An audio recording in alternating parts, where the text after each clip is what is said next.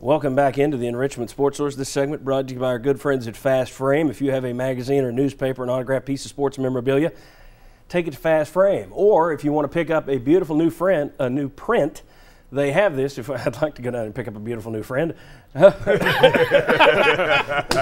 cheap and fast. But anyway, do we have the shot? Hey, we got it this week. Steve Garvey didn't make off with it. You can get down there, all Vol fans who are still in a celebrating mood. Prints like this, big ones, small ones, beautiful stuff for your home or office at Fast Frame, out there at the Common Shopping Center, North Peters Road. All right, we also do the keys to victory every single week. 3 important stats that really tell you the difference between winning and losing.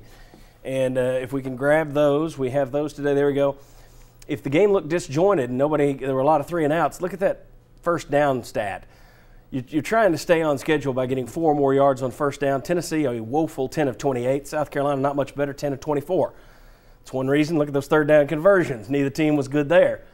Tennessee won the game by 2 points. Who won the turnover battle? There you go. That's all that matters. Turnovers, baby. All right. As usual, we're going to do the scorecard. Come over here. We're going to do the scorecard in this segment. We got Sterling and Bobby here. We got Chuck and Mike at the Wipey board. Going to do this kind of quick because I got more topics to run with. Chuck, well, I'll tell you what, let's start with Mike Strange over there. Mike, run offense. 1 to 5, 1 being worst, 5 being best. What do you give this team and why? You know, the stats, rushing stats really weren't that good, but you're going against a pretty good defensive front and a guy named Jadeveon Clowney. I'll give it a 3, Chuck. Just a 3. Interesting. Chuck. Well, because of who you're playing against, I'm going to go just a little bit higher and give it a 4, and especially there late in the game where you needed to run the ball to get closer to make the field goal easier, you were able to do that. Okay, a 3 and a 4, guys.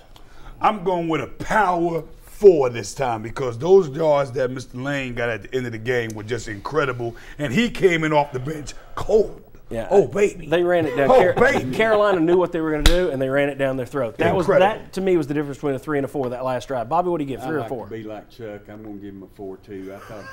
I thought they did a great job running and really controlling the ball and getting enough yardage on first down and staying on schedule. Okay. Once again, Mike Strange, always Mr. Negative.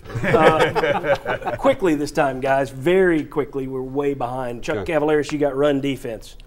Well, Daniel McCullers, you got Maurice Couch. Those guys showed up big. The one thing on run defense, still too many missed tackles. I'm going to go with the 3. You got to correct that going to Alabama. Mike, quickly. Maurice Couch didn't show up, but I'm going to give him a 4.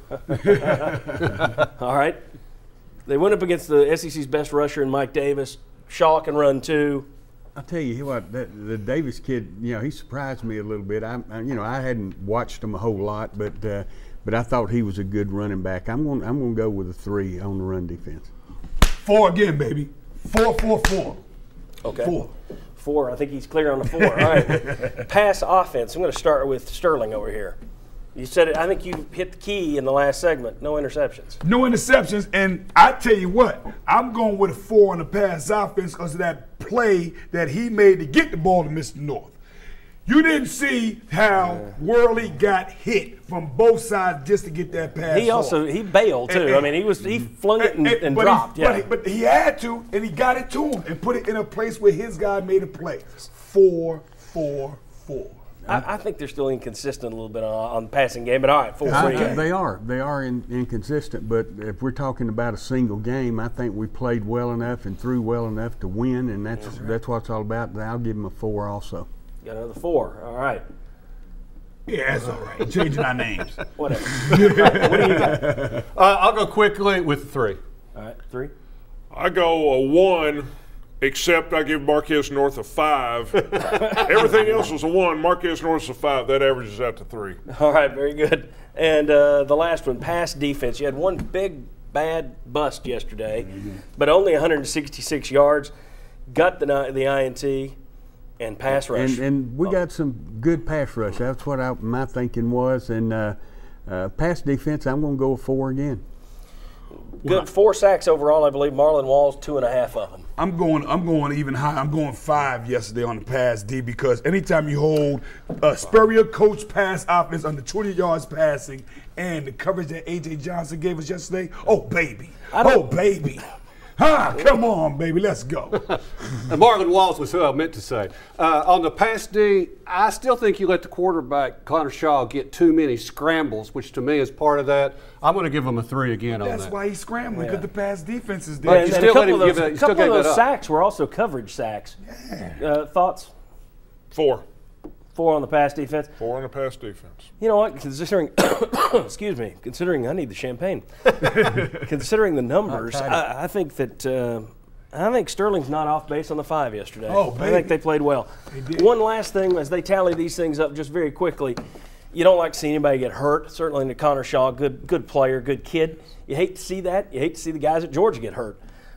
There is, however, the growing fear, I would think, around the SEC that suddenly, these are clean hits. Yeah. Suddenly Tennessee is kind of the team that leaves people laying in their wake on defense. The physicality is there on defense, but what I like most about yesterday when Mr. Shaw got hurt was the class that our Tennessee fans showed good. by clapping the way they did. Hats off to you, Tennessee You Vol do Nation. want to clap them, but clap for them and everything, and that's great. But that's what you try to do in football. You try to hit them clean, you hit them hard, and you want their fanny over on the bench. But you don't want them hurt. What do we got? 59. Not bad. 59. That's the best. No, that's not the best of the season.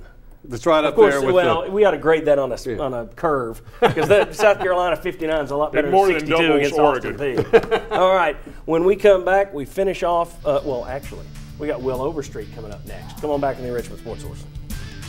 Miss an episode of the Enrichment Sports Source? Catch up online at sportsource.tv.